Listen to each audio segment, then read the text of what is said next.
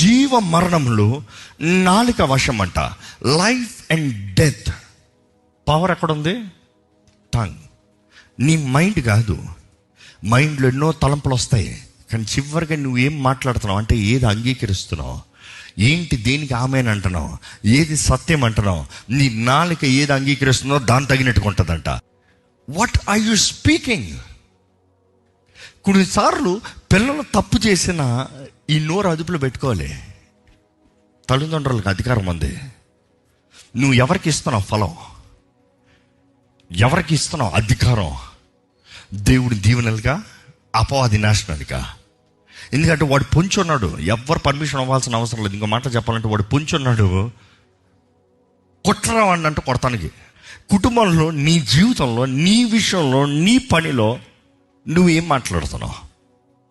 విశ్వాసపు మాటల, అవిశ్వాసపు మాటల, జీవపు మాటల, నాశనపు మాటల. కొంతమంది కొన్నిసార్లు దేవుడు కార్యం జరిగిస్తారు, ముందే వీరే చెప్పించుకుంటారు, ఇది అవ్వదు, ఇది అవ్వదన్న తర్వాత దేవుడు ఎందుకు చేస్తాడు? Sometimes it is faith. నా దేవునికి సాధ్యం, నాకని కాదు, నా దేవునికి సాధ్యం, నా జీవితంలో దేవుడు కార్యం జరిగిస్తాడు.